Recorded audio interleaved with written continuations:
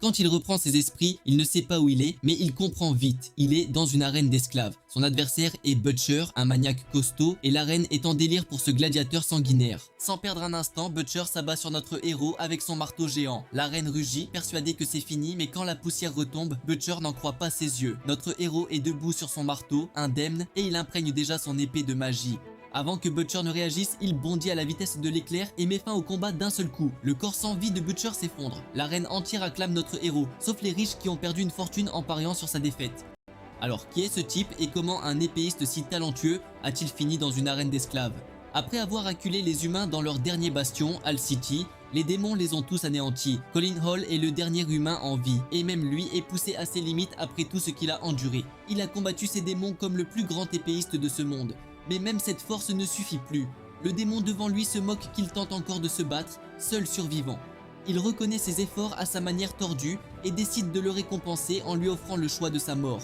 Alors que l'humain épuisé voit tous ses efforts s'effondrer, son esprit revient au début de ce cauchemar. Un an s'est écoulé depuis que les démons sont apparus sans avertissement. Les humains étant faibles, les démons ont envahi les villes une à une, atteignant la capitale sans difficulté. Les soldats ont tout fait pour résister, mais ces roturiers sans magie n'avaient aucune chance contre des monstres qui l'utilisaient librement. La magie existe, mais elle est réservée à la noblesse. Ces nobles se croyaient les sauveurs de l'humanité, mais leur magie faible et mal entraînée ne pouvait rivaliser avec les démons de rang inférieur. Colin se souvient du livre de magie interdite qu'il a obtenu, permettant à tous d'utiliser la magie quel que soit leur statut. Il regrette de l'avoir eu si tard, sachant que tout aurait pu être différent. L'histoire revient au présent. Le démon lui demande s'il a choisi sa mort. Il lui propose nonchalamment de lui couper les membres ou de le brûler vif. Colin refuse de céder dans cette situation désespérée et dit au démon de se taire. Il se précipite pour un dernier affrontement, mais le démon bloque facilement son attaque comme si de rien n'était. Colin retrouve vite son équilibre et vise la poitrine du démon, ciblant le cœur. Le démon recule juste à temps et se moque, disant que l'épée n'a aucune chance. Mais alors qu'il continue ses moqueries, il réalise soudain que Colin a réussi à le toucher et à le blesser. Colin admet qu'une épée ordinaire serait inutile dans un tel combat. Sa lame n'est pas une arme ordinaire, mais une arme interdite qui consomme la force vitale de son porteur en échange de son pouvoir. Après cette révélation, le garçon charge à nouveau le démon et replonge au combat. Il parvient à suivre le monstre, échangeant des coups d'égal à égal sans reculer. Le combat s'éternise jusqu'à ce qu'il repère l'ouverture, et d'un seul mouvement rapide, il coupe la main du démon. Ce moment met instantanément le monstre en rage. Poussé par la colère, le démon se moque de la lame interdite et la saisit à main nue. Il dit au garçon que tout aurait été différent s'il l'avait utilisé plus tôt en surprise, puis le traite de malchanceux pour avoir gâché sa chance en écrasant la lame. Sans lui laisser récupérer, le démon enchaîne avec un sort de feu qui projette l'épéiste. Colin s'écrase au sol et serre les dents de douleur, réalisant que même cela n'a pas suffi à abattre le démon. Le démon réduit la distance et le saisit par le col, le soulevant. Il se moque du perdant pour n'avoir pris qu'un bras en perdant tout. Au seuil de la mort, Colin s'excuse auprès de ses camarades de n'avoir pas tenu sa promesse. Le démon le frappe, son corps ruisselle de sang. Le sang s'imprègne dans le livre interdit et quelque chose s'active. Le héros se retrouve vivant, regarde autour de lui, confus, et demande où il est. Alors, il entend une voix étrange et se tourne. Le livre de magie interdit lui parle. Son sang l'a réveillé et en échange, il le renverra dans le passé, lui offrant une chance de tout recommencer. Le MC serre le poing en entendant parler de régression, un souhait profond. Il y voit l'occasion d'une vie et accepte sans hésiter. Le livre satisfait lui dit qu'il restera à ses côtés et l'aidera à maîtriser la magie pour qu'il puisse repousser les démons d'où ils viennent. Alors, des pages s'échappent du livre et tourbillonnent autour de lui. Une figure mystérieuse apparaît. Le livre se referme, tenu par l'inconnu, la régression est achevée. La scène change pour une arène où la foule acclame bruyamment un certain Butcher. Le MC regarde autour de lui, confus de tenir épée et bouclier. Il essaie de comprendre ce qu'il fait dans cette arène d'esclaves, puis réalise qu'il est retourné dans le passé. Le rugissement de la foule indique qu'il vient de subir un coup du célèbre Butcher et y a survécu. Le propriétaire de cette arène d'esclaves, le vicomte Trace, se tord la moustache, méprisant ses roturiers, les traitant comme de simples outils à profit. Pour lui, leur seul but est de divertir les riches, des pions sans valeur. Alors que le combat s'intensifie, la foule acclame le boucher et le vicomte observe avec excitation, convaincu que tout se déroule comme prévu et que Colin n'était qu'un appât facile pour le spectacle. Mais au lieu d'être écrasé comme prévu, notre MC esquive l'attaque et se retrouve debout, un pied sur l'arme du colosse. À cette époque, Colin n'avait d'autre choix que de combattre comme gladiateur esclave, forcé dans l'arène. Mais maintenant, quelque chose est différent et le garçon réalise qu'il peut utiliser la magie. Il se demande si le livre de magie a fusionné avec son corps. Avec cette pensée, il riposte, faisant son premier pas pour changer son destin. En quelques mouvements simples, Colin fonce et tranche, séparant la tête du boucher de son corps massif d'un coup décisif. Il veut maîtriser la magie du livre pour sauver l'humanité des démons. En regardant ceux qui ont organisé ce combat d'esclaves, il comprend vite qu'à sa position, changer l'avenir est une blague. Il décide d'agir pas à pas. La première chose est d'intégrer la famille Hall comme avant et redevenir Colin Hall. Notre MC se souvient que dans sa vie antérieure, il avait été menacé et forcé de perdre délibérément ce combat. Il s'avère que les roturiers avaient parié sur lui, croyant qu'il pouvait vaincre le champion noble, le boucher. Mais le vicomte Thrace avait prévu d'utiliser Colin comme sacrifice pour divertir les nobles. Notre MC, lui, compte utiliser ce moment pour se faire remarquer par le marquis Darius Hall et intégrer la famille plus vite. Dans cet esprit, il se moque ouvertement de la gestion et leur demande audacieusement d'envoyer le prochain adversaire. Pendant ce temps, le vicomte Thrace est réprimandé par les nobles après la défaite du boucher, car il les avait convaincus de parier gros. Le vicomte peine à garder son calme, tentant de présenter la situation comme si tout se déroulait selon son plan, espérant apaiser les nobles. De l'autre côté, le marquis Darius montre un intérêt pour Colin et demande à son majordome Cornel son avis sur le coup final. Cornel admet que la frappe était puissante et d'après son expérience dépassait le niveau d'un soldat impérial. Le marquis est intrigué, surtout par le fait que le garçon ait osé défier les ordres du vicomte. De retour avec le vicomte, il peine toujours à gérer les nobles en colère et tente de les convaincre que le garçon sera mis en pièces au prochain round. Mais ses faibles excuses et sa confiance forcée s'effondrent quand Colin abat le prochain adversaire avant même qu'il n'entre dans l'arène. Les nobles explosent de colère, réalisant qu'ils ont été trompés. Le vicomte, désespéré, ordonne de libérer tous les gladiateurs contre le garçon comme des bêtes. Cornel et le marquis Darius observent avec un intérêt croissant, impatients de voir comment le garçon gérera cette situation. Alors que plus de 6 gladiateurs le chargent, Colin se souvient que le marquis rêvait d'un monde où chacun pourrait utiliser la magie. Dans sa vie passée, il n'a pas réalisé cette vision, mais cette fois, il se promet de la concrétiser. Le garçon comprend que vaincre quelques gladiateurs ne suffira pas pour intégrer la famille du marquis. Alors il les interpelle et leur dit de venir tous à la fois. Les gladiateurs l'encerclent, mais Colin évite chaque attaque avec des mouvements précis, puis saute en l'air préparant sa lame. En atterrissant, il abat instantanément 3 adversaires en leur tranchant le cou d'un seul mouvement, puis retourne leurs armes contre les autres, et en élimine 2 de plus sans ralentir. Il se concentre ensuite sur le dernier gladiateur et lance sa lame en avant. L'épée transperce l'homme et continue dans la foule, frôlant les cheveux du vicomte avant de s'encastrer dans le mur derrière lui. Thrace transpire à grosses gouttes, ayant à peine survécu. L'humiliation le frappe, son expression se tord de colère. Il jure de faire payer le garçon pour ce qui vient de se passer. Devant ce spectacle, le marquis se moque ouvertement du vicomte, piégé par son propre plan. Les autres nobles prennent aussitôt son parti et s'en prennent à Darius Hall, insistant qu'un esclave ne devrait jamais agir ainsi. Certains vont jusqu'à exiger l'exécution de Colin, ce qui rend le marquis grave. L'atmosphère se tend, il les réprimande pour leur mépris des classes inférieures. Le vicomte s'irrite, défie le marquis, qualifiant ses idéaux d'erronés. Il lui rappelle que la magie fut donnée aux humains par Dieu il y a 1000 ans, ce qui établit la hiérarchie des nobles, agents de Dieu. Il lève son bâton, dirige sa magie vers le marquis, lui demandant s'il compte s'opposer à cet ordre. Colin intervient, rendant le débat plus intense. Il cligne calmement des yeux et s'assied parmi les nobles, comme si c'était sa place, semant la panique. Alors que tous crient et appellent les gardes divins, Colin défie Thrace, pointe son épée sur lui, lui demandant de prouver qu'il est un agent divin. Le défi est accepté, les 2 camps entrent dans l'arène. Les nobles sont convaincus que le vicomte écrasera facilement cet insecte. Ils regardent, satisfaits, tandis que Darius semble plus tendu. Le vicomte Thrace attaque, provocateur, lançant un sort de vent. Alors que le sort se forme, Colin entend la voix du livre de magie et un panneau système apparaît, montrant les stats de Thrace. Le vicomte n'est qu'un mage débutant, plus arrogant que fort. Thrace déchaîne sa technique, lame de vent, un sort qui tranche tout. Les nobles rient, effarés sur le nombre de morceaux où Colin sera découpé. Certains disent 7, d'autres 8. Le vicomte dit fièrement au marquis de voir la différence entre noble et esclave. Colin reste calme, son corps insensible grâce à sa résistance à la magie. Malheureusement pour le vicomte, ses lames de vent n'ont détruit que la chemise de Colin. L'attaque passe sans effet, Colin la traverse et se rapproche de Thrace, stupéfiant les spectateurs. Le vicomte tente de tirer sa lame, mais avant qu'il ne la dégaine, Colin frappe et la lui arrache. Il place son épée sur la gorge du noble, mettant fin au combat. Le système de magie s'active, informant le MC qu'une nouvelle magie a été détectée. Des mains d'ombre émergent du sol, ligotant le garçon.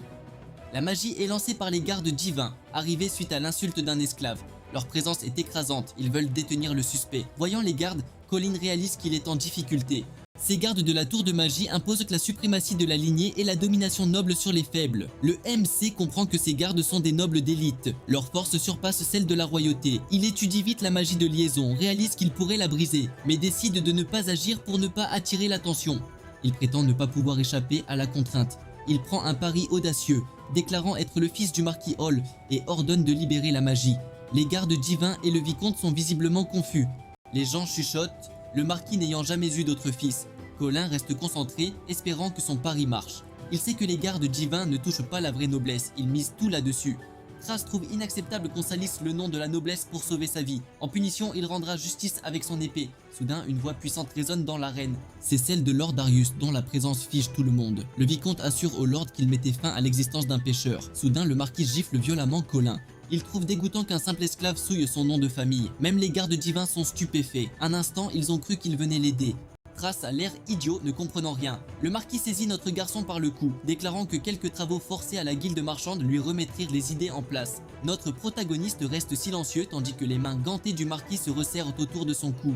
Le marquis Darius est outré qu'il ait insulté Thras, puis osé lever son épée contre un noble. Cependant, Colin reste calme. Tout se passe comme prévu. Après cette mise en scène, le marquis s'excuse auprès du vicomte Thras pour le comportement de son fils. Le cerveau de Thras peine à comprendre depuis quand ils sont père et fils. Colin commande timidement qu'on ne peut le blâmer, le vicomte ayant insulté son père en premier.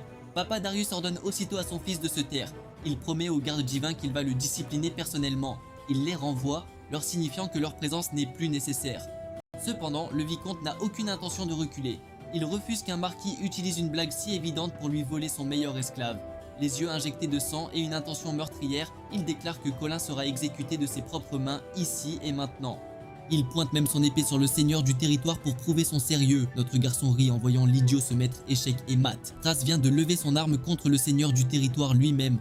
Par cette logique, il a défié ouvertement la décision du seigneur et de toute la garde divine. Colin fait savoir à ce sac d'os qu'il vient de commettre une haute trahison devant tout son public. Ces mots vifs coupent la langue de Thras, laissant le vieil homme sans voix au centre de l'arène. Détruit devant sa foule, le noble tremble de peur. Il nie l'accusation, mais le capitaine de la garde divine a pris sa décision. Le capitaine conclut que ce n'était qu'un malentendu et ordonne de retirer les entraves de Colin. Il s'excuse même formellement d'avoir causé un tel spectacle. Ensuite, il se tourne vers Thras et l'informe qu'il soumettra personnellement un rapport complet de tout ce qui s'est passé à la tour de magie. Thras tombe à genoux, horrifié par ce qui l'attend. Son destin sera désormais décidé par le conseil. Notre héros pousse enfin un lent soupir de soulagement. Pendant ce temps, le capitaine de la garde divine n'est pas dupe. Il dit discrètement à ses hommes que ce Colin est suspect et qu'ils doivent enquêter sur son passé. Un subordonné innocent demande pourquoi enquêter sur le fils du seigneur Darius. Le capitaine répond fermement qu'il est impossible que personne ne reconnaisse le fils du marquis du territoire de Lynn. Visiblement irrité par cette fausse affirmation, il est déterminé à prouver que le garçon n'est pas le fils du marquis. D'un autre côté, ses subordonnés trouvent étrange que Colin n'ait pas cédé sous la pression, même entravé. Ils soupçonnent un lien spécial avec le marquis, venu si vite le protéger.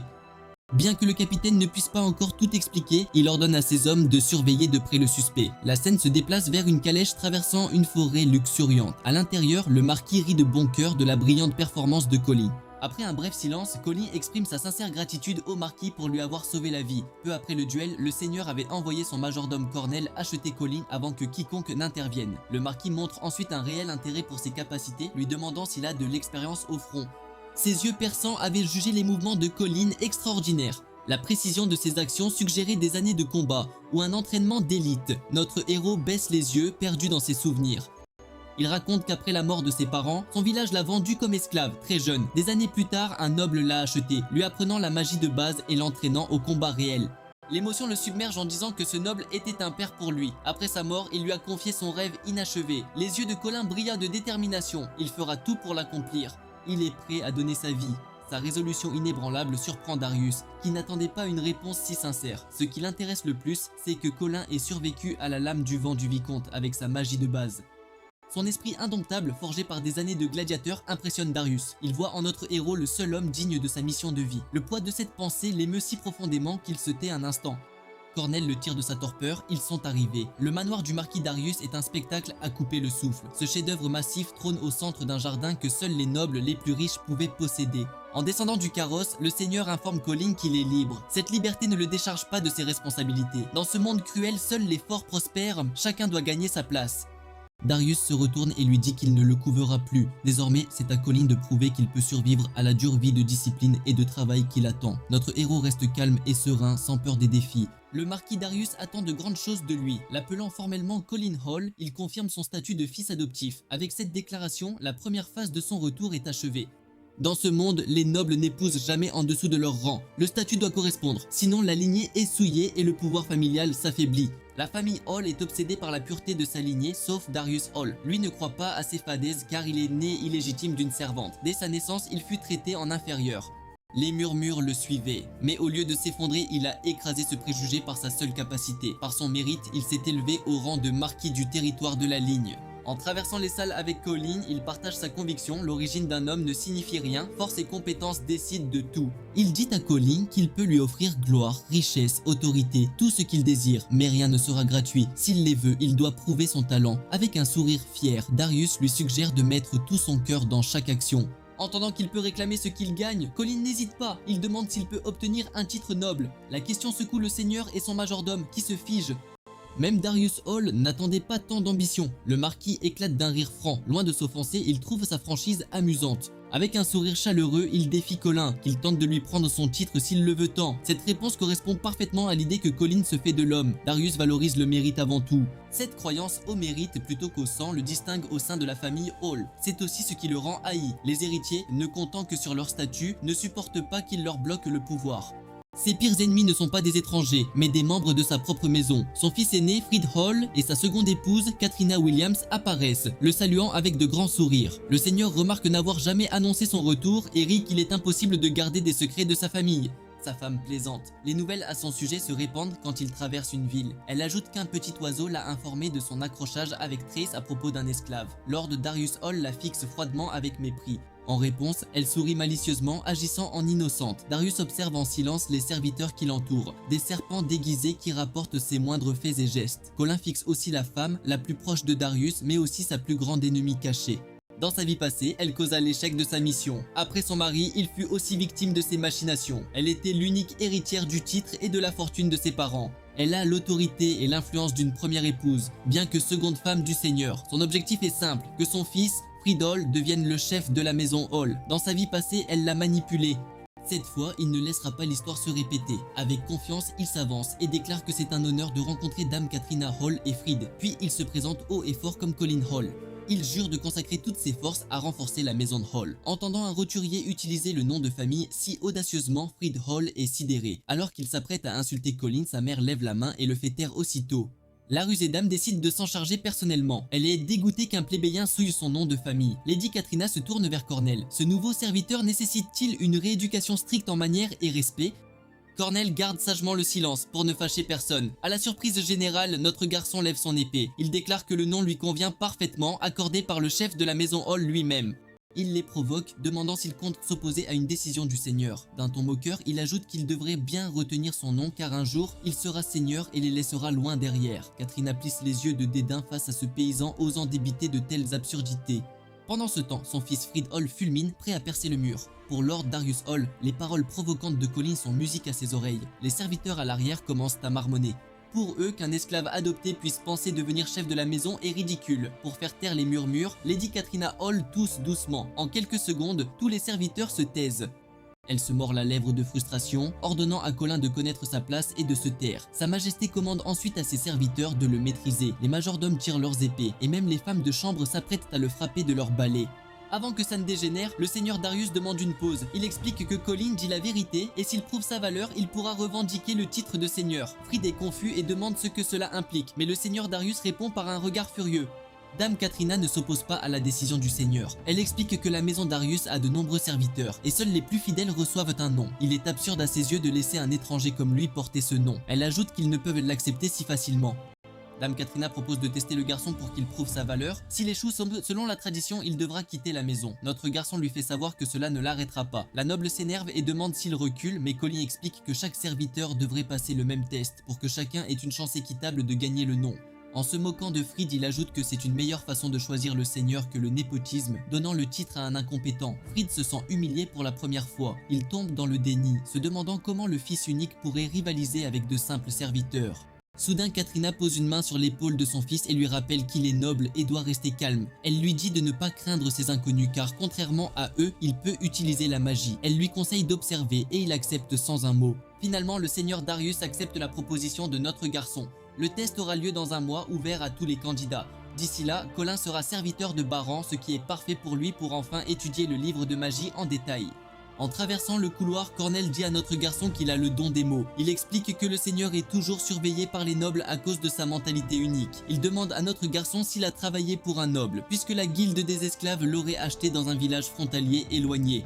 En tirant un couteau contre la gorge de notre garçon, Cornel demande si c'est une coïncidence qu'il soit arrivé juste quand le Seigneur cherche son successeur. Notre garçon reste calme et demande si Cornel l'accuse. Il révèle que la guilde des esclaves n'a aucune honte pour les mensonges et la tromperie. Ils se sont alliés à un vicomte contre le prophète après un seul match. Il lui demande s'il croit que la guilde l'aurait laissé partir si facilement s'il travaillait. Toujours méfiant, le majordome répond que le marchand a décrit notre garçon comme médiocre, mais ses mouvements montrent une compétence de niveau supérieur. Dans l'Empire, un classement existe pour magie et escrime. La plupart n'atteignent que le niveau intermédiaire. Seuls quelques rares individus montent plus haut. Les nobles se concentrent sur la magie, restant inexpérimentés en escrime. Mais des groupes d'élite comme les gardes divins exigent des compétences de haut niveau en magie et en escrime. Après cette explication, Cornel se demande si le marchand lui a donné de fausses informations pour se débarrasser de lui. Colin répond que s'il était une taupe, il viserait directement le poste de seigneur. Le majordome demande ce qu'il entend. Notre garçon explique que le seul but d'une taupe est d'infiltrer et d'exploiter les faiblesses.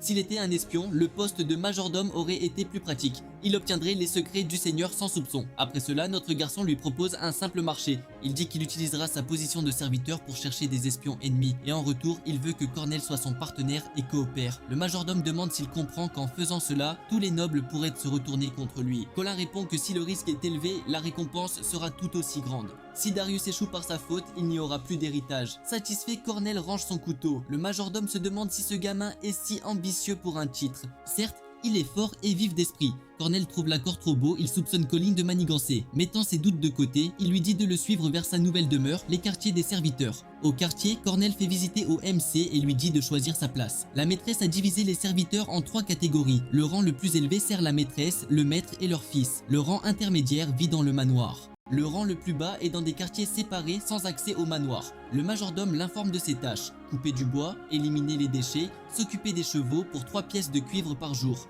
Il mentionne les règles strictes, la plus importante étant l'obéissance absolue au supérieur. Le MC voit que les serviteurs ressemblent plus à des voyous. Il se demande s'il doit leur obéir. Cornel explique que ces règles ont été établies par la maîtresse. Le MC accepte sans résistance et salue les autres, disant qu'il a hâte de travailler avec eux. Au lieu de répondre, les serviteurs se moquent de lui, l'appelant le futur seigneur du territoire sur un ton sarcastique. L'un d'eux s'avance et dit qu'ils ont déjà entendu dire qu'il s'était battu avec la maîtresse et son fils. Un autre sourit et dit qu'ils vont lui apprendre à saluer ses supérieurs.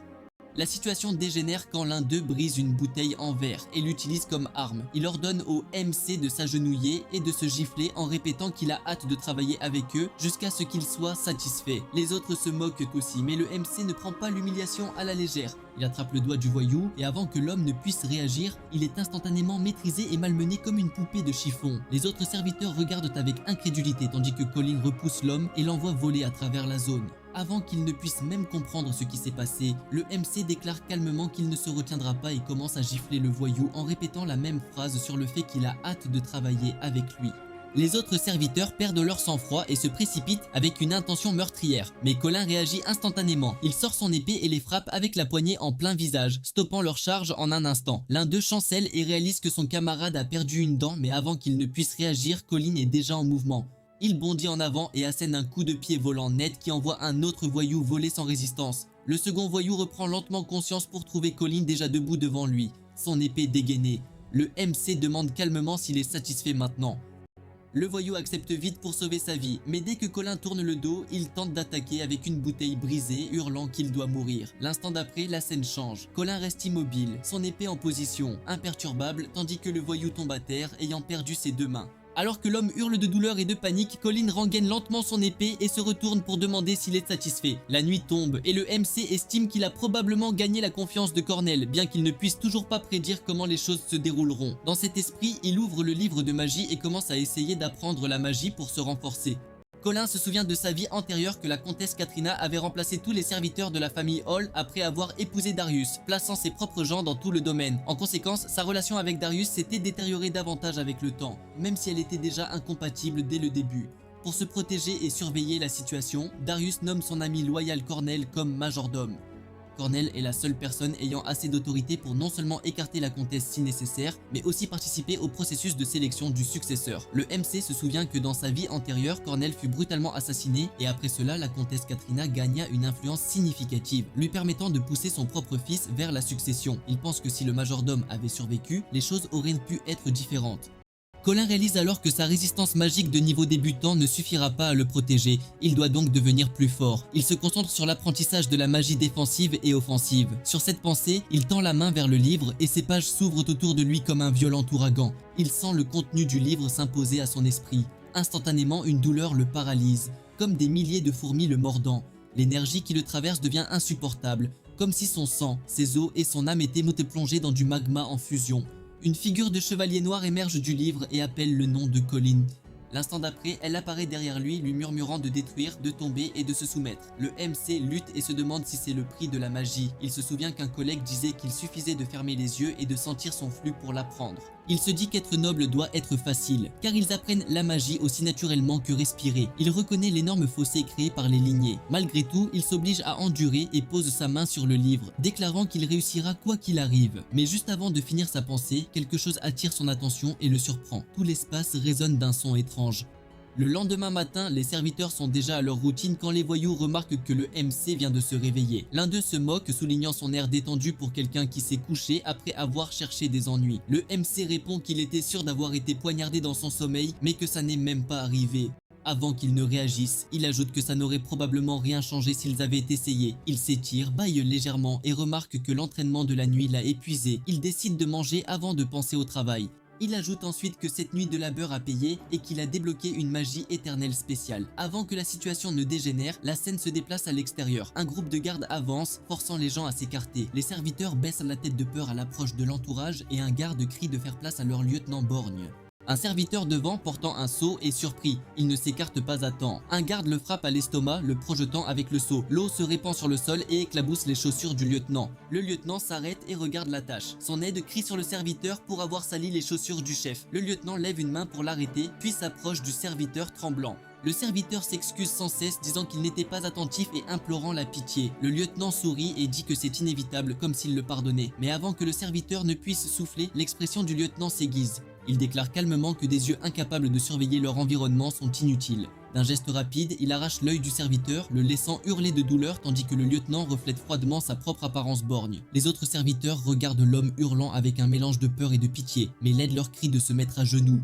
À ce moment, le MC passe devant eux sans ralentir, comme si la scène ne le concernait pas. Son pas désinvolte prend l'aide au dépourvu, le laissant incertain de réagir ou d'ignorer. Le MC, plus concentré sur ses pensées, se demande ce qu'il va manger au petit déjeuner car les serviteurs n'ont pas de repas correct ici. Le voyou blessé le reconnaît et rapporte au lieutenant que c'est le même gars qui lui a coupé les mains la veille. Il prévient aussi que le MC a marmonné toute la nuit, ce qui le rend instable. Le lieutenant plisse légèrement les yeux, concluant que le garçon est probablement dangereux et imprévisible. Il l'interpelle. Le MC s'arrête et le regarde sans inquiétude, demandant s'il veut aussi qu'on lui coupe les mains. Le lieutenant lèche le sang de ses doigts et remarque qu'ils ne sont pas comme les nobles ou les gens de la comtesse.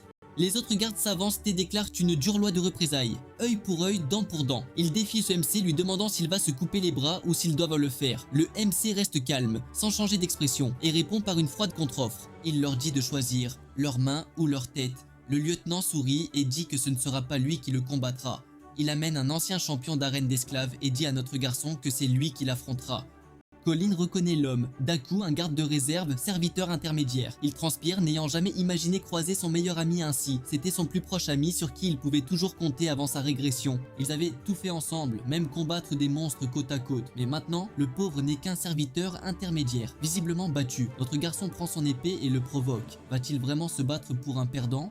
Daku lève son épée vers Colin disant qu'il suit la règle. Les juniors doivent obéir aux seniors. Notre garçon conteste. N'ont-ils pas le droit de parler quand on les traite ainsi? Ces mots surprennent Daku un instant. Colin profite de l'ouverture pour lui arracher l'épée et fonce, menaçant le lieutenant. Les subalternes sont stupéfaits par sa vitesse. Daku est choqué, réalisant que son épée lui a été prise sans qu'il s'en aperçoive. Le lieutenant manque de se faire dessus mais garde son calme et demande à Colin s'il sait à qui il s'attaque. Il rappelle au garçon que Lord Fried l'a choisi et s'opposer à lui aura de graves conséquences. Colin retire lentement son épée sans un mot. Le lieutenant redresse son col, se sentant en sécurité et se montre aussitôt arrogant. Il ne partira pas sans être puni. Le salaud ordonne de donner une leçon à Daku. Les serviteurs le tailladent dans le dos, le faisant saigner. Il le traite de bon à rien et ordonne zéro pitié. Les sbires se moquent, lui transperçant la main. C'est sa punition pour avoir échoué, ayant perdu sa seule chance. Voyant cela, la colère de Colin explose. Il abat instantanément les deux sbires, leur tranchant la gorge et les tuant sur le coup. Alors qu'il tourne le dos au lieutenant, le chef des serviteurs remarque une ouverture et prend position, prêt à tuer le garçon. Mais son mouvement est maladroit et avant qu'il ne frappe, son épée est coupée en deux.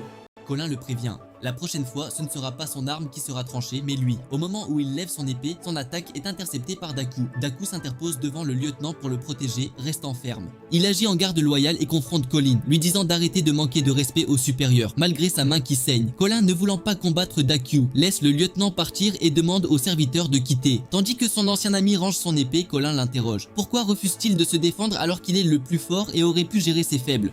Daku répond avec colère que Colin est déjà mort pour avoir défié son supérieur et qu'il n'a aucun intérêt à lui parler. Après que Daku ait sauvé le lieutenant, au lieu de gratitude, l'homme se retourne contre lui et tente de lui plonger la tête dans l'eau. Le lieutenant lui reproche de n'avoir rien fait, l'ayant fait passer pour un idiot. Le pauvre garçon s'excuse mais est aussitôt violemment projeté au sol. Un serviteur demande au lieutenant s'il compte le laisser s'en tirer si facilement. L'homme rit et ordonne de répandre la rumeur que le garçon a déclaré la guerre au seigneur.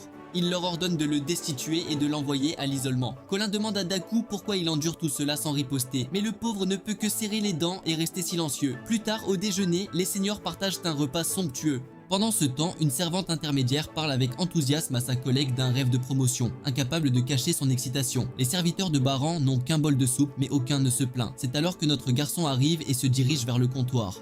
Il regarde autour de lui et demande pourquoi tout le monde le fixe. Le cuisinier renverse sa soupe et rit. Qui ne travaille pas ne mange pas. Colin le prend à la légère et se dirige vers la section des seniors. Il monte à leur table, rendant les seniors furieux en poussant quelques-uns. Il atteint la section des repas où un buffet est dressé et prend un croissant et un morceau de poulet. Le majordome Cornell intervient et lui rappelle que cette zone est réservée aux serviteurs de haut rang. Les serviteurs supérieurs exigent que le majordome punisse cet intrus, mais au lieu d'agir, le majordome en chef trouve vite une excuse. Il explique que le garçon vient d'arriver et qu'il est normal que les nouveaux fassent des erreurs. Il demande à Colin de le suivre sous le regard déçu des serviteurs. En marchant, Cornell lui rappelle l'obéissance absolue au supérieur et demande pourquoi il ne la respecte pas. Colin rétorque que le marquis a dit que les récompenses dépendent de la compétence, pas du rang. Il ajoute qu'il a les capacités pour mériter un bon repas. C'est pourquoi il l'a pris. Le majordome propose de couvrir ses dépenses, mais en échange, il veut que notre garçon trouve un espion caché dans le domaine. Un signal est donné pour la chasse et le marquis se dirige vers les terrains de chasse. Apparemment, des activités étranges ont eu lieu dans la forêt sombre. Le seigneur compte y jeter un œil en chassant. Alors que Colin finit sa bouchée, un léger sourire apparaît sur son visage à l'idée de cette forêt. Il prévoit déjà d'y aller. La scène change, notre garçon a atteint la forêt et chasse un cerf noir aux yeux rouges. Il tire plusieurs flèches sur la cible et l'abat. Après l'avoir tué, il s'approche du cadavre et cherche le noyau du monstre. En tenant le noyau violacé, il se souvient que c'est un objet de luxe, souvent transformé en collier et ornement. Cependant, d'après le livre de magie interdit, il peut l'utiliser pour créer des potions qui restaurent le mana et renforcent son corps. Les propriétés d'un noyau changent selon le rang et le type du monstre. Puisque le cerf vaincu était de bas rang, le noyau obtenu est de la plus basse qualité. L'histoire revient à plus tôt quand Colin marchait avec Cornell. Notre garçon avait demandé la permission d'entrer dans les terrains de chasse. Normalement, seuls les royaux y sont autorisés, mais vu la situation, seuls les gardes divins ou quelques autorisés peuvent y entrer.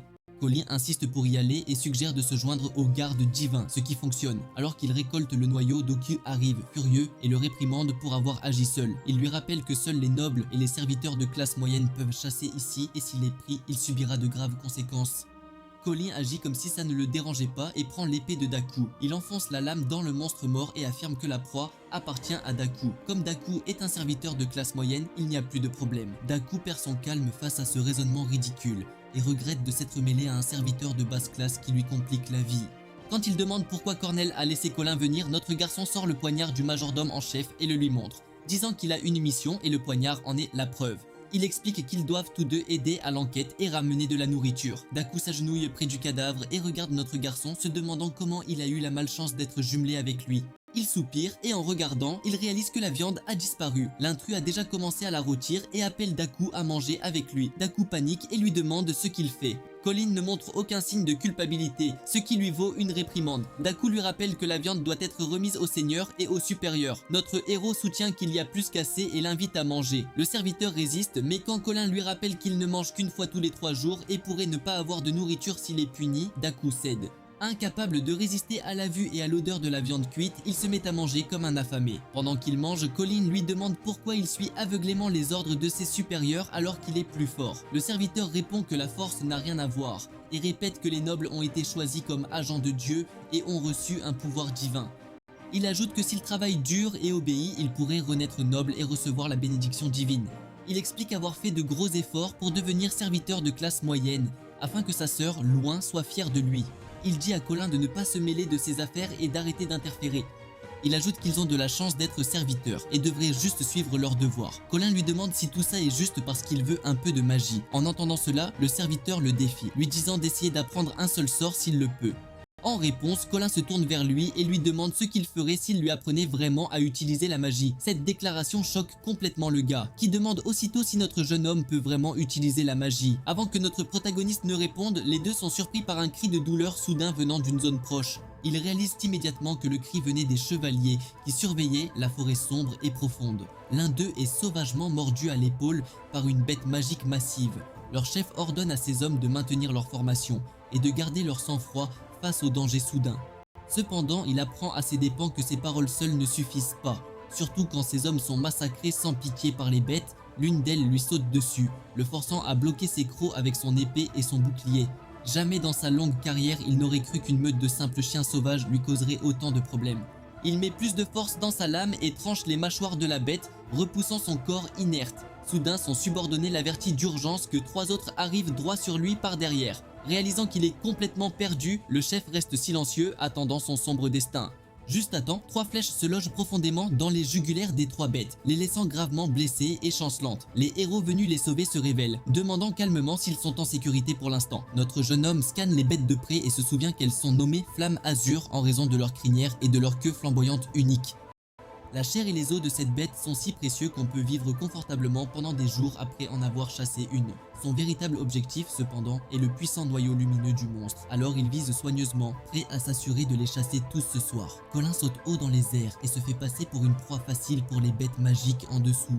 Voyant ce mouvement imprudent, le chef des chevaliers le considère comme un fou marchant droit dans la gueule du lion. Mais la situation est exactement l'inverse ici. Notre héros est le véritable prédateur qui voit les chiens qui doivent s'unir pour chasser comme de faibles et désespérés petits de la meute. Il loge une flèche proprement dans 3 têtes et atterrit en douceur sur le sol. Pensant que c'est une ouverture, l'une des bêtes magiques ose l'embusquer rapidement par derrière, comme si le temps avait complètement ralenti pour lui. Notre jeune homme se penche en arrière pour l'esquiver avec une précision calme avant de lui donner un coup de pied violent dans le ventre et de la renvoyer en enfer d'où elle venait. Le voyant repousser une bête massive comme un petit chiot, tous les chevaliers sont aussi stupéfaits que choqués. De sang-froid comme toujours, Colin lui tire calmement dans la poitrine une dernière fois pour sceller l'affaire. Peu après, d'autres bêtes magiques surgissent de la forêt sombre. Cela s'avère être une erreur fatale car il déchaîne une pluie de flèches sur elles, les éliminant toutes sur le champ. Le chef observe ses compétences de combat écrasantes avec incrédulité. Il peut à peine croire qu'un seul guerrier ait la capacité d'abattre plus de bêtes magiques que toute son escouade réunie. Soudain, notre jeune homme sent une énergie puissante et extrêmement dangereuse s'approcher de lui. Il saute juste à temps alors qu'un pilier massif de flammes azur flamboyantes s'écrase violemment là où il se tenait. Cela venait d'une bête qui semblait un peu différente et bien plus grande que les autres. Il réalise ce qui va suivre en voyant des étincelles bleues vives se former dans sa gueule. Alors qu'elle ouvre sa gueule massive, 3 boules bleues flamboyantes foncent droit sur lui.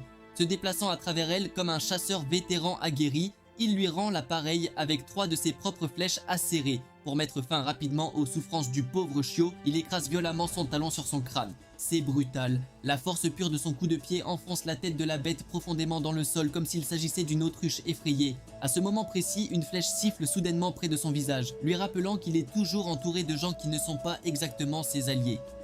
Il s'avère cependant qu'elle visait une bête dont il ignorait complètement qu'elle s'approchait discrètement derrière lui. Daku l'alerte rapidement qu'il ne devrait pas baisser sa garde au milieu d'un combat chaotique. Notre homme lui fait un rapide pouce levé en signe d'appréciation.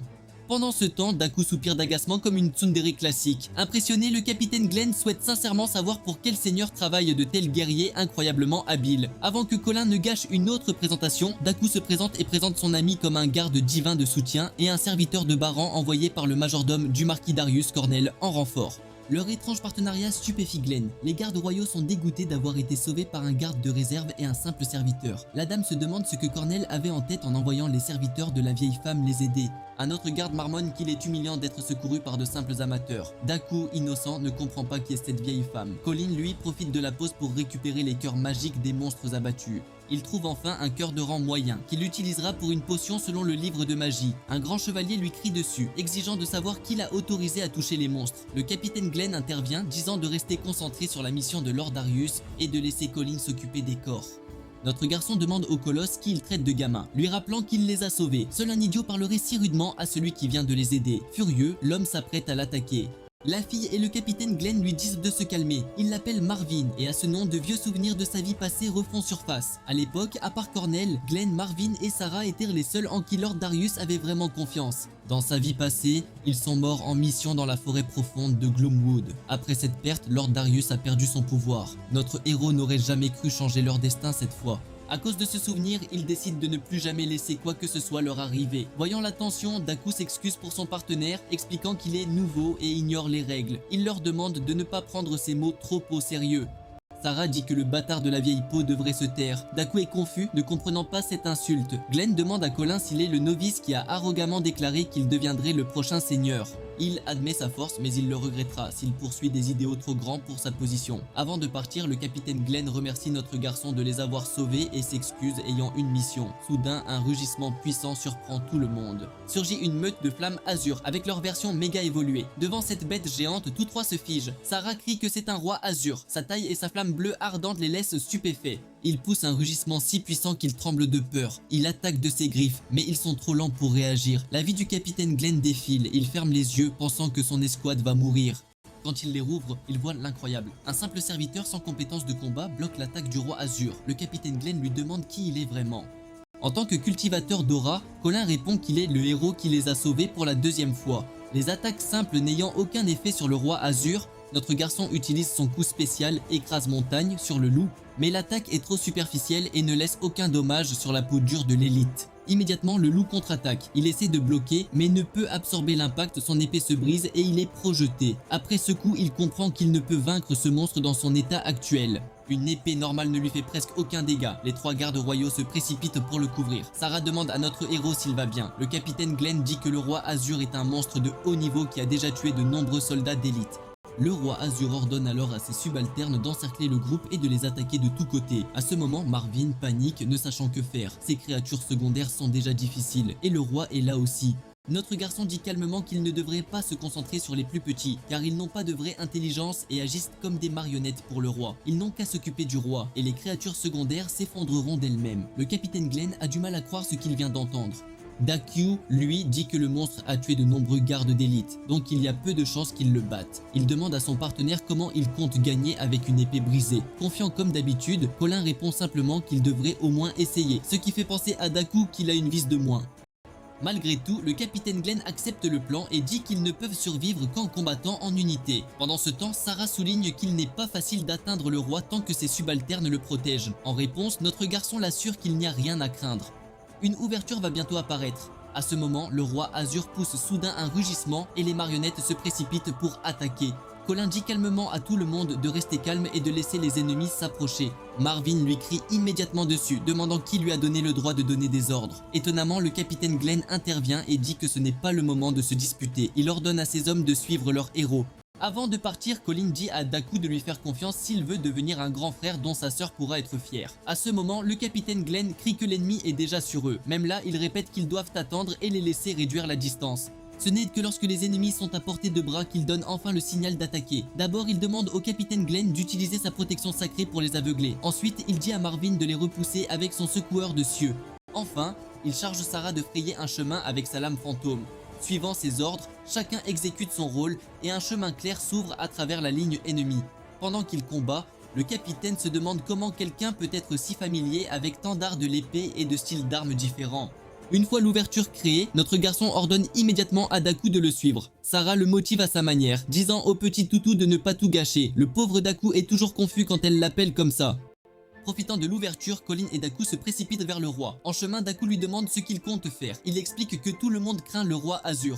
S'il l'attaque de front sans l'intimider, la noble créature sera trop ébranlée pour réagir. Daku ne comprend toujours pas sa logique et demande comment il compte attaquer le roi avec une épée brisée une fois qu'ils l'auront atteint. En réponse, notre garçon lui demande s'il peut penser à une autre façon d'attaquer quelqu'un sans épée. Daku se souvient du moment où on lui a dit que Colin pouvait utiliser la magie. Il se demande si le vaurien va vraiment y arriver et vaincre le roi. L'instant d'après, Colin manifeste une ligne de mana de ses mains, ce qui active le flux de magie dans tout son corps à pleine capacité. Avec son mana poussé à sa limite, il déchaîne un puissant mouvement connu sous le nom de lotus de glace sans retenue. Le roi Azur est bombardé par d'innombrables éclats de glace, et Daku a du mal à croire ce qu'il voit se dérouler devant lui. Le monstre résiste à l'assaut, alors Daku bondit et atterrit sur sa tête avant d'enfoncer son épée de toutes ses forces dans le crâne de la créature. Notre héros renforce le coup avec sa magie éternelle, et l'instant d'après, le monstre s'effondre tandis qu'un faisceau de lumière s'élève de l'endroit où il se tenait. Dès qu'il tombe, tous les petits loups azur se dispersent dans la forêt en panique, tandis que Daku peine à comprendre ce qui vient de se passer. Il regarde incrédule le champ de bataille devenir silencieux après un affrontement si intense. Les gardes royaux accourent, s'assurant que tous vont bien après le combat. Le capitaine Glenn observe que les loups de la flamme azur ont fui, leur chef étant vaincu. Marvin se demande comment ils ont pu abattre une telle bête sans renfort. Colin répond que le plan n'a réussi que grâce à leur soutien et qu'il est impossible de savoir ce qui se serait passé sans eux. Sarah examine un éclat de glace, suspectant les vraies capacités de notre héros. Marvin dit que le garçon lui rappelle le capitaine jeune, laissant Daku perplexe sur l'identité de cet ancien chef.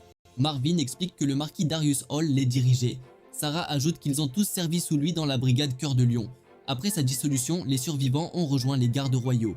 Elle remarque alors, sarcastique, que le chien de la vieille dame ignore même ses bases, ce qui met Daku hors de lui. Il l'affronte, furieux qu'elle le traite de chien de la vieille dame et déclare fièrement s'appeler Daku. Il exige qu'elle retienne son nom et la traite de vieille mégère sans hésiter. Le commentaire la touche, Sarah se tait. Marvin explique alors gêné qu'elle appelle la comtesse la vieille dame.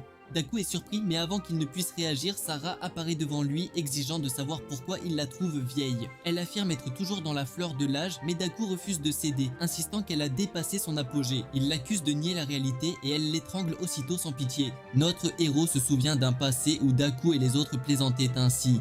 Mais le souvenir s'efface vite au bruit de sabots. Le jeune maître Fried arrive. Tous sont surpris de sa présence et s'inclinent aussitôt. Il déclare s'être précipité du camp dès qu'il a entendu le tumulte.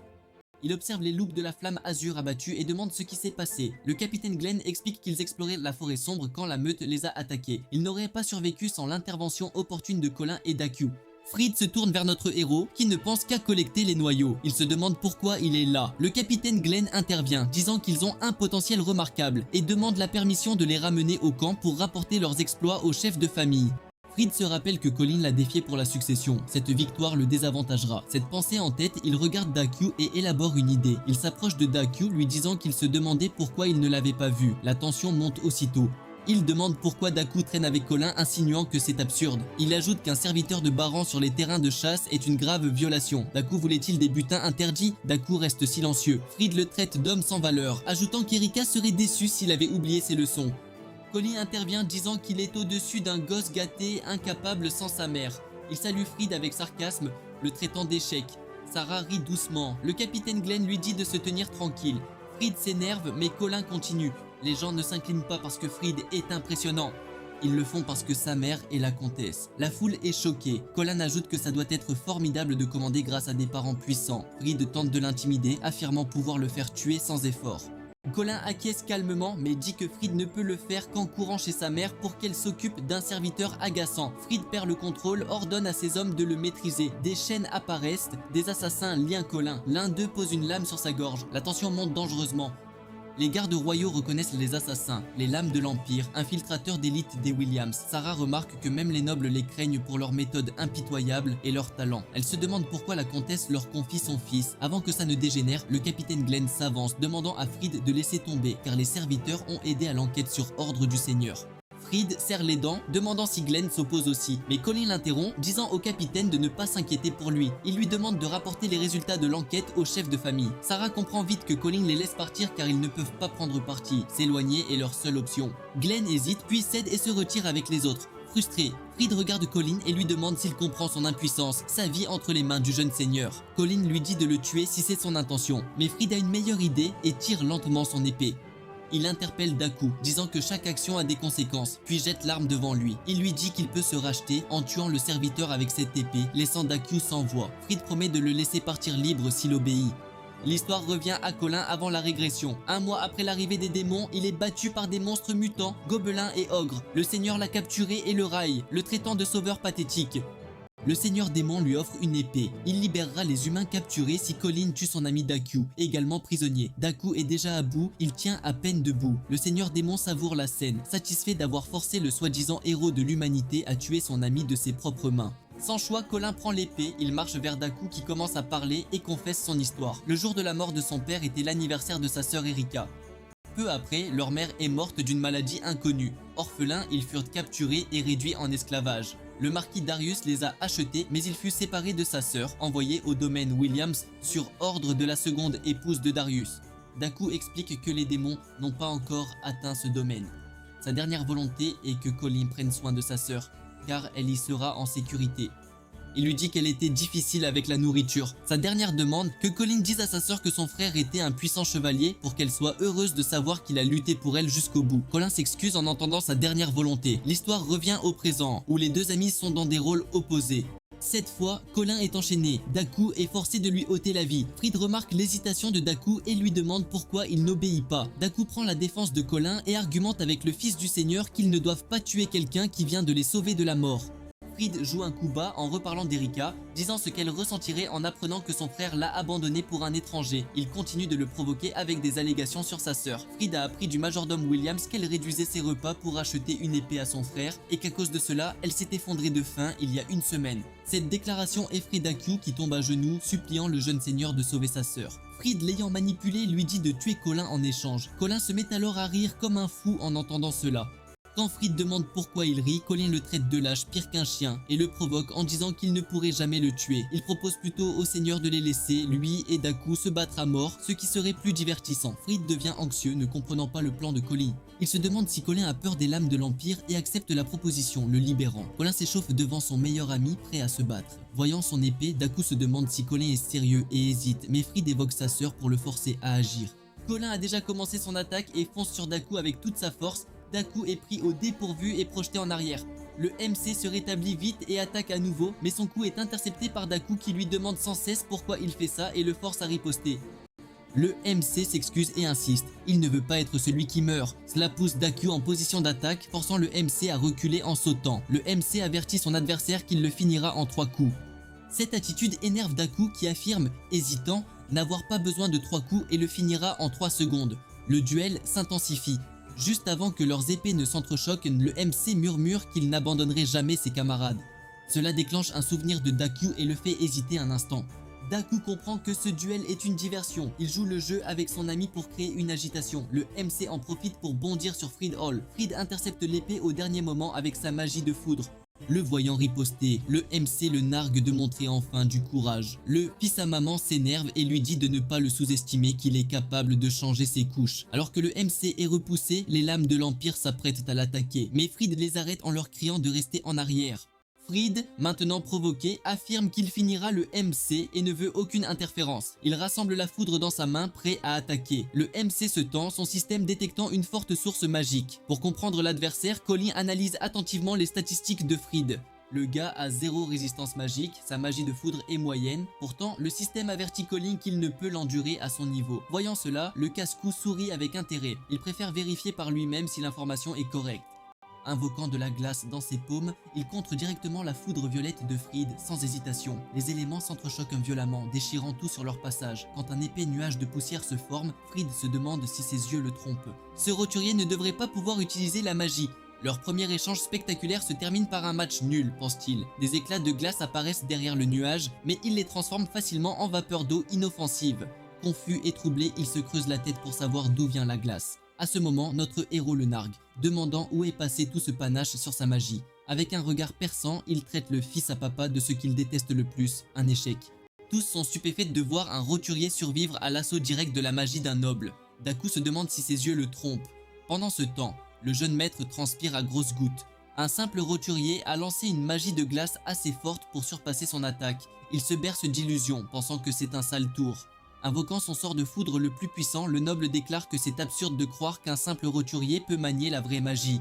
Notre héros s'entoure d'une aura bleue pour se défendre des éclairs, mais il reçoit un avertissement. Ses réserves de magie sont épuisées. Son sort défensif échoue. L'épuisement du mana le frappe. Il tient à peine debout, utilisant son épée comme béquille. Il réalise qu'il est encerclé, sans échappatoire. Il serre les dents et subit de plein fouet la foudre violette de Fried. Le noble ne se retient pas, attaquant pour effacer son existence. Alors que sa peau brûle, Colin regrette amèrement de pouvoir perdre piteusement face à la sorcière rousse une seconde fois. Il refuse que sa seconde chance se transforme en même destin misérable. Il lance de la magie de force sans mana. Le système du livre magique avertit que lancer sans mana le rendra fou. Colin s'en fiche. Il préfère perdre la raison que mourir noyé dans les regrets. La couleur de ses yeux change. Des flammes bleues et noires mystérieuses engloutissent soudain la moitié de son corps. En quelques secondes, la moitié de son corps ressemble au démon qui l'a tué. Même le livre magique ne peut juger ses vraies stats, affichant inconnu. Sentant cette puissance étrange et écrasante le traverser, il ne sait que penser. Un mal de tête brûlant rend la concentration difficile. Malgré la douleur, le guerrier observe que Fried n'a plus beaucoup d'endurance. Il dissipe toute la foudre du noble d'un seul coup net imprégné de magie. Fried est horrifié, n'ayant jamais vu une magie si terrifiante. Il se fiche quand notre héros saute en l'air. Quand il plante son épée au sol, d'énormes éclats de glace jaillissent violemment visant Fried. Le noble est sûr que sa magie de foudre de niveau intermédiaire suffira à détruire la glace. Mais il comprend trop tard que c'était une diversion calculée pour que son adversaire se glisse silencieusement derrière lui. Comme un assassin aguerri, Colin l'approche par derrière pendant que Fried bloque son barrage d'éclats de glace. Les pupilles de Fried se rétrécissent de peur, sa vie défile. Dans un dernier effort désespéré, il évite la mort de justesse en sacrifiant son cheval préféré comme bouclier. Il atterrit maladroitement sur ses pieds qui n'ont jamais touché l'herbe.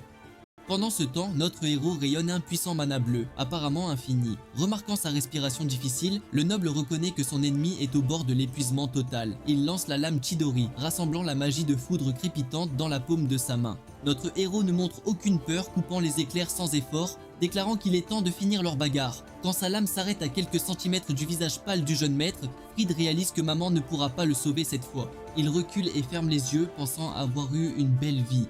À ce moment, un cercle magique doré et radieux le sauve d'être empalé. Il dévie la force de Colin vers lui, le projetant à courte distance. Les deux garçons sont stupéfaits en voyant celui qui a sauvé Fried et leur dit fermement d'arrêter. Lord Darius leur dit qu'ils ne sont pas dans une arène de gladiateurs. C'est un terrain de chasse noble, ils doivent cesser leur bataille insensée. Sur son puissant destrier, il suggère calmement qu'ils se battent correctement et officiellement après leur retour à la grande maison de Hall. Fried regarde son père avec autant de gratitude que de haine. Pendant ce temps, notre héros observe avec ses yeux démoniaques brillants. Alors que sa magie instable est entièrement drainée, il tombe à genoux épuisé et redevient normal. Reconnaissant l'aura magique faible mais inhabituelle, le seigneur est étonné et inquiet. Colin comprend que la menace est écartée, il lâche prise et s'évanouit. Quelques jours passent avant qu'il ne reprenne conscience. Quand il ouvre les yeux, il est dans un lit moelleux au manoir. Soudain, il ressent la même sensation de brûlure de la magie démoniaque qui a envahi son corps. Il se redresse vite pour vérifier et heureusement, il est redevenu normal, sans aucun changement d'apparence. Tandis qu'il apprécie de ne pas être devenu un démon cornu, une voix douce dit qu'elle est contente de le voir enfin réveillé. Il tourne à droite et voit Daku qui ressemble à un zombie. On dirait que c'est lui qui a été dans le coma 5 jours. Le pauvre lui explique vite qu'il s'est évanoui, inquiétant tout le monde. Sarah l'a giflé pour le réveiller et le capitaine Glenn l'a porté jusqu'au manoir. Sarah était si inquiète qu'elle a menacé les médecins, disant qu'ils partageraient son cercueil s'ils ne le sauvaient pas. Il a du mal à y croire, mais il se sent mieux que jamais. Pour prendre l'air, il invite Daku à déjeuner avec lui pour remercier Sarah. Cela dit, il n'oublie pas que Daku a respecté le code sacré des frères pour lui. Il remercie son ami avec un petit sourire malicieux. Daku fait comme si de rien n'était, mais il est agréablement surpris que Colin connaisse le mot merci. Plus tard en ville, tous les autres serviteurs se mettent à trembler en voyant notre héros passer. Il les regarde avec suspicion, se demandant s'il a quelque chose d'étrange sur le visage. Il entend des servantes chuchoter des rumeurs sur son combat avec Fried, s'approche silencieusement et les fait sursauter. Il les prie poliment de partager ce qu'elles ont entendu. Terrifiées, les dames s'enfuient aussitôt. Daku ne comprend pas pourquoi elles agissent ainsi. Voyant le teint pâle de son ami, Sherlock en déduit qu'elles sont terrifiées par son air de zombie. Daku s'agace car il est la cause de ces 4 nuits blanches. N'aimant pas son attitude, il crie qu'il ne lui a jamais demandé d'être son infirmier. C'est alors que le lieutenant Calvici arrive avec son équipe et se moque du futur seigneur de la maison Hall. Irrités par son interruption, les garçons crient à l'idiot que ce n'est pas le moment. Ils le forcent à s'excuser sans raison. Après une seconde de confusion, le lieutenant déclare furieusement être venu se venger de l'humiliation subie il y a quelques jours. Irrité par le blabla du vieil homme, notre garçon s'approche de lui alors qu'il donne de mauvaises excuses pour sa défaite. Ce lieutenant croit que tout sera différent et qu'il donnera une leçon inoubliable à ce gamin irrespectueux. Il claque des doigts et crie le nom de son escouade. Quelques secondes gênantes s'écoulent. Il s'attend à ce que notre garçon se fasse aplatir. Quand il voit ces hommes rester là comme des canetons perdus, le lieutenant fronce les sourcils et demande s'ils sont devenus sourds. Pour lui, ce claquement est un signal évident d'attaque. Ses troupes hésitent avant de rappeler au chef Calvitti que leur cible est un monstre qui a combattu Maître Fried. Daku lâche un petit rire, pas surpris de leur réaction après avoir vu Colin se battre. Le front du lieutenant tressaille et une veine apparaît de gêne. Puisque ces hommes manquent de courage, il décide d'intervenir personnellement et de sauver le peu de dignité qu'il lui reste. Ses yeux se posent sur son pion préféré dans une position pratique. Il l'attrape par le col et le tire, le traitant de chien traître qui a trahi son maître. Déclarant cela une grave offense, le lieutenant se charge de rendre justice. Le sale type semble excité à l'idée de battre son subordonné sans défense, mais Daku fait calmement l'inattendu et bloque le faible coup d'une main. Le bras du lieutenant tremble, coincé dans la poigne ferme de Daku. Daku déclare que ce minable n'a pas l'autorité de le punir, puis il repousse le lieutenant Calvitti comme un ex-collant. L'homme manque de court-circuiter sous le choc, incapable de comprendre comment l'obéissant petit chiot a osé le défier. Entendant la dispute, le capitaine Glenn arrive et demande pourquoi tout le monde fait du bruit si tôt. Marvin et Sarah arrivent, agacés que leur petit déjeuner ait été interrompu. Le lieutenant lâche un rire suffisant, convaincu que la garde royale punira les fauteurs de troubles bien pire que lui. Le lécheur de bottes s'incline devant les gardes, chantant leurs louanges. Il rapporte qu'il accomplissait son devoir d'enseigner les bonnes manières au gamin irrespectueux Jojo derrière lui. Notre gars salue le capitaine Glenn comme si de rien n'était. Le lieutenant exprime son incrédulité, offensé par son attitude décontractée face à un supérieur. Soudain, Marvin intervient et repousse le lieutenant, disant qu'il est content de voir Colin enfin réveillé. Voyant cela, le visage du lieutenant devient bleu de confusion. Il est témoin des gardes élites plaisantant avec le soi-disant gamin insolent comme s'ils étaient amis. Un instant, il se persuade que c'est un rêve. Sans option, il soutient qu'il est inacceptable que des gardes d'élite socialisent avec un serviteur de Baran. Sarah passe un bras sur son épaule raide et lui dit que les lois de la vieille mégère Katrina ne signifient rien pour elle. Elle ajoute que sa voix géniarde l'agace, alors il devrait fermer sa gueule à moins de vouloir un deuxième cache-œil. Cet avertissement donné, notre héros rejoint les gardes royaux pour le petit déjeuner. Il se retourne avec un sourire malicieux et s'excuse auprès du chef de l'avoir encore embarrassé. La scène se déplace vers un bar où il célèbre sa guérison. Colin admet qu'il voulait les remercier de l'avoir déjà sauvé, et maintenant il leur doit une autre faveur. Sarah hausse les épaules et dit qu'elle était heureuse d'aider car elle ne supporte pas tête de patate. Le capitaine Glenn lui rappelle son grand service en forêt. Daku demande à Sarah si elle connaît le lieutenant depuis longtemps. Elle s'énerve aussitôt rien qu'à penser à ce crétin. Pour changer de sujet, le capitaine Glenn aborde un point qu'il voulait discuter. Il ne reste que 3 chevaliers d'élite et il aimerait qu'ils les rejoignent. Colin reste calme mais son ami perd la tête à l'idée qu'un remplaçant puisse devenir garde royal. Glenn souligne que c'est une énorme opportunité, leur accordant tous les privilèges des serviteurs de haut rang. Notre héros refuse l'offre sans hésitation, n'ayant aucun intérêt à jouer au chevalier. Il vise déjà bien plus haut et ne compte pas se contenter de moins que son ambition. Ces mots stupéfient toute la tablée. L'un d'eux suggère qu'il arrête de vouloir devenir le seigneur de Lynn, que vaincre le jeune maître ne le rend pas arrogant. La fille ivre le corrige. Ce que Colin a utilisé devait être de la magie. Le pointant du doigt, elle pense qu'il a aussi utilisé de la magie pour vaincre le roi Azur. Notre héros ne répond pas, laissant faire, tandis que l'autre se demande comment un ancien esclave pourrait toucher à la magie. Le vieux s'en mêle pour forcer le gamin à s'expliquer. Colin savait qu'il découvrirait ses secrets. Alors qu'il le fixe, il est content d'avoir préparé une histoire. Tel un manipulateur en série, tous les yeux sont rivés sur lui. La femme est sur le point de l'accuser et Colin craint leur réaction. La résolution, la fille suppose que c'est un ancien noble, le faisant paniquer pour rien. Bro est sidéré tandis qu'elle le félicite d'avoir découvert son identité secrète. Ivre, elle imagine son passé, enfant illégitime, devenu esclave, dont la mission est de récupérer son manoir et son pouvoir. C'est tiré par les cheveux, même pour elle, et l'ami de Bro se demande comment cette folle a deviné ça. Quant à notre héros, il rit. Il lui suffit d'être d'accord avec elle, ce qu'il fait pour créer une nouvelle histoire. Tous pensent qu'il dit la vérité, tandis que Colin se plaint d'être un ancien noble égaré tombé dans l'esclavage. Son discours passionné émeut tellement que les sceptiques le plaignent, tandis qu'il jure de reprendre tout ce qu'il a perdu. Malgré que les autres soient dupés, l'ami se dit qu'un mensonge si simple ne peut tromper le capitaine Glenn. Mais les attentes de Bro sont brisées. Le vieux gobe aussi l'histoire, acceptant de garder le secret. Colin est détendu avec le capitaine qui veut juste qu'il garde ses pouvoirs secrets devant la dame ou le jeune maître. De plus, il révèle que le marquis souhaite rencontrer Colin qui part le voir. Glenn observe de loin, pensant à la ville de Lal mentionnée par Colin dans son histoire. En chemin, l'ami est sidéré par le succès de l'histoire, mais surtout, il ne comprend pas pourquoi Colin a choisi la ville de Lal. Notre héros répond que la ville est un melting pot, loin du territoire, et difficile à enquêter. Cette histoire d'ancien noble lui servira à manipuler les gens plus tard. À part ça, l'ami veut demander autre chose, faisant un geste de crochet avec sa main. Il veut savoir si Colin connaît un corbeau à 3 pattes ou si c'est une technique inventée pour tromper. Quand il a sauvé Daku, Colin a tranché la tête du monstre, insistant pour qu'il transmette le message à sa sœur. Puis il a continué à anéantir les autres monstres. Mais avant que sa lame n'atteigne le boss, l'épée s'est arrêtée sous l'influence d'une lourde magie. Colin a figé de choc, le monstre le narguait d'avoir pensé le vaincre. Puis Daku est venu à la rescousse, trouvant l'ouverture parfaite pour attaquer, surprenant le monstre avant qu'il ne puisse riposter. Au final, ils ont massacré la bête d'une double attaque décisive, puis l'ont découpé en morceaux pour un plat de sushi. Daku en a voulu à notre héros, le traitant de merde pour avoir ignoré sa volonté. Bref, ils n'ont pas pu discuter longtemps, car ils ont été attaqués par d'autres démons orques gras et laids. Daku en a abattu un, hurlant contre Colin pour ce coup ridicule qui aurait pu tuer l'otage qu'il tentait de sauver. Notre garçon lui a dit que l'abattre n'aurait rien changé, les monstres ne l'auraient pas relâché. Daku s'est plaint que Colin n'ait pas envoyé de signal avant son grand acte, mais notre garçon s'est moqué de lui, disant que révéler sa stratégie n'était pas une bonne idée. Leurs taquineries ont continué. Ils se sont chamaillés tandis que les autres regardaient en confus. Au final, les seuls à se faire la guerre étaient ceux censés être du même côté. Daku a ensuite fait son signe spécial du corbeau à 3 pattes qu'il trouve probablement super cool. Apparemment, il l'a appris d'un gars appelé Rowan. C'est un geste de coopération entre deux alliés. Notre garçon a eu du mal à faire le signe, mais a aussi taquiné Daku qui s'était encore fait capturer comme un idiot. Colin révèle qu'il connaissait déjà le signe grâce à un vieil ami perdu, son meilleur ami. En entendant cela, Daku est un peu étonné, se demandant si quelqu'un comme ça existait à la compagnie. On a frappé à la porte et ils ont enfin été convoqués devant le marquis. Le marquis est de bonne humeur et demande à Colin comment il se sent. Notre garçon répond joyeusement qu'il est détendu. Le marquis salue également Daku qui témoigne un grand respect à son maître. Vient ensuite le sujet d'intérêt car le marquis les a clairement appelés pour une raison, l'incident des terrains de chasse. Oui, cet incident pour lequel ils se battirent ce jour-là, c'était aussi une terrible idée d'utiliser les terrains sans permission. Le marquis s'approche d'eux, expliquant sa connexion avec Glenn depuis un moment. Ensemble, ils ont déjà affronté la mort plusieurs fois pour en arriver là. C'est pourquoi, même à sa position, le marquis craint de les perdre et respecte beaucoup ces deux jeunes hommes pour avoir sauvé ses amis. Daku ajoute leur regret de n'avoir pu sauver plus de leurs camarades, finalement, un échec. Cependant, le marquis les absout de ce blâme, disant qu'ils n'avaient aucune faute et que c'était son erreur de ne pas avoir pu anticiper le raid plus tôt.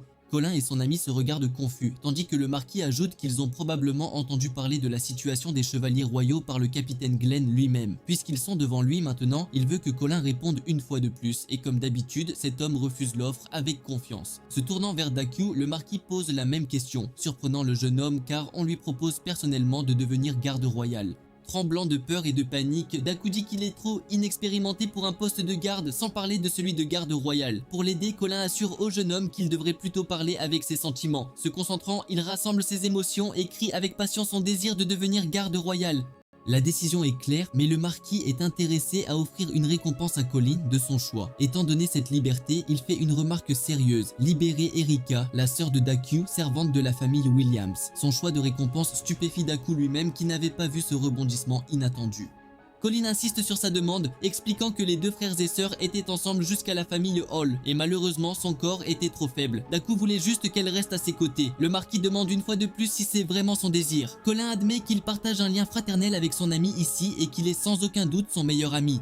C'est pourquoi il ne veut pas le laisser en difficulté. Le visage de Daku est impassible. Il ne s'attendait même pas à tant d'éloges, tandis que notre garçon insiste pour que la sœur de Daku le rejoigne. Ce genre de lien fraternel entre camarades rappelle au marquis ses propres alliés. Malheureusement, comme cela concerne la famille Williams, ce ne sera ni facile ni rapide. Et aussitôt, le marquis demande à Daku de quitter la pièce pour l'instant. Daku est prêt à partir, mais il réfléchit à l'existence de Colin une fois de plus. Maintenant que notre garçon est seul avec le marquis, ce dernier aborde un autre sujet, lui rappelant le jour où il a défié Thrace dans un combat. Le marquis avait vite réalisé qu'il n'était pas un esclave ordinaire, et il fut d'autant plus stupéfait que Colin ait survécu à une attaque magique avant de gagner le combat indemne. Ce qui le surprit le plus, c'est la puissance qu'il avait déjà montrée plusieurs fois. Le marquis semble aussi connaître l'histoire qu'il a inventée contre le capitaine Glenn et ses intentions de retrouver sa noblesse. Curieusement, Colin murmure le nom du marquis avant de montrer un aperçu de ses pouvoirs magiques, l'assurant qu'il n'est pas une personne importante. Il n'est qu'un homme ordinaire avec une certaine affinité pour la magie. Le marquis, en tant que grand maître archimage, ne le verrait que comme un être insolent et insignifiant. Pourtant, ce même grand maître archimage est perplexe de voir une personne normale manipuler la magie. Encore une fois, il se demande qui est vraiment cet homme. Colin insiste que l'homme devant lui aime son peuple plus que tous et le plus grand marquis. Il respecte le pouvoir plus que la lignée. Colin est heureux de sa reconnaissance et son seul idéal est de continuer à travailler pour le marquis afin d'éliminer le concept de suprématie par la lignée. En d'autres termes, il veut régner et devenir un grand seigneur puissant comme lui avec l'ambition audacieuse de le surpasser. Colin admet que le marquis lui a sauvé la vie 2 fois. C'est pourquoi il veut montrer sa force à l'examen. Ensuite, le souverain décidera comment l'utiliser comme arme. L'idée est amusante, mais elle fait rire le marquis aux éclats. Le marquis est impressionné et attend de grandes choses de Colin, confirmant son départ. Avant de partir, il demande son avis sur Rowan. Colin feint l'ignorance, comme s'il ne connaissait pas ce nom. Alors le marquis lui dit de s'en aller sans plus d'explications. En le voyant partir, Darius Hall est perplexe. Il appelle son majordome, Cornell, qui observait discrètement. Le majordome se demande si le garçon est ordinaire ou un génie. D'après son jugement, Colin ne connaît pas Rowan, ce qui signifie qu'il ne vient pas d'El City, contrairement à ce qu'il a dit. C'est un mensonge, le majordome ne lui fait pas confiance et pense à un stratagème car ils ont déjà eu un tel incident. Il semble même que la femme du marquis l'ait trahi par le passé. Cela mis à part, le majordome lui tend une note disant avoir reçu des infos de Spirit Cat. Darius est intrigué et se demande quelles infos ils ont. Ensuite, notre garçon est chez lui regardant les objets brillants qu'il a obtenus, matériaux, pièces et potions. Grâce à Colin qui a échangé son butin contre des fournitures, sa force va monter en flèche. Le nom de Rowan le dérange beaucoup. Il se demande qui est ce type. Il ne l'a entendu que par d'un coup dans sa vie passée, mais rien d'autre n'est connu. La façon dont le marquis l'a dit laissait entendre que Colin était censé le connaître. Il jette la perle dans son tube, espérant interroger Daku plus tard. Puis il mélange le tout en potion avant de l'avaler. Après avoir bu, Colin chante pour ouvrir le livre de magie. L'artefact spécial disperse des pages devant lui. Il continue de consommer des fioles, en jetant une autre sur le tas. Expérimentant un changement, Colin concentre son énergie et chante. Colin pense que mélanger des noyaux de monstres de flammes avec de l'herbe souveraine de jade peut augmenter sa capacité de mana selon le livre. Mais même une potion comme celle-ci ne lui donnait que 3 points au maximum, certaines pas un seul. Il craint de perdre le contrôle s'il manque de nouveau de mana. C'est pourquoi il veut d'abord améliorer sa résistance magique. Il admet que le goût est dégoûtant, ça lui donne envie de vomir. Les consommer un par un prendra trop de temps. Il craint de mourir de diarrhée avant de s'améliorer, se demandant s'il y a un moyen plus simple. En regardant sa capacité de mana, il lit une notification du système détectant un puissant noyau de monstre. Ce noyau peut être transformé en artefact magique pour l'aider. C'est une idée intéressante. Il prend le noyau bleu et l'examine pour tester l'approche. Il touche l'écran du système pour configurer, puis médite pour projeter l'avatar du monstre dans une aura dorée. Comme le livre l'a instruit, il canalise sa puissance dans le noyau de mana, formant l'image de l'artefact dans son esprit. Il se demande quoi fabriquer. Il décide vite, serre la boule de cristal et matérialise l'artefact magique avec le noyau bleu. La fabrication est extraordinaire et les reflets dorés s'estompent. Le système confirme la création réussie de l'artefact, un bracelet autour de son bras gauche. C'est le bracelet azur qui confère une intuition sauvage. Une bénédiction augmente sa capacité de mana d'1 point en le portant. Pour tester ses effets, il boit une autre potion mais sa capacité est amplifiée de 2 points. Autrement dit, même les potions ordinaires qui lui donnaient 1 point peuvent maintenant en donner 2 grâce à ce bracelet. C'est un objet incroyable, mais ce qui l'intrigue vraiment c'est l'intuition sauvage. Ses sens s'aiguisent, il sent quelque chose derrière la porte. Colin perçoit 2 individus, des servantes. Bro est si surpris qu'il crie de confusion. On dirait qu'il a une vision au rayon X ou plutôt de la force vitale. En regardant les gardes, il voit le monde avec un dégradé de couleurs. Ensuite, il vérifie aussi Marcus et Katrina. Leur flamme indique leur mana. Colin entend une voix faible et distincte qui dit qu'elle est affamée.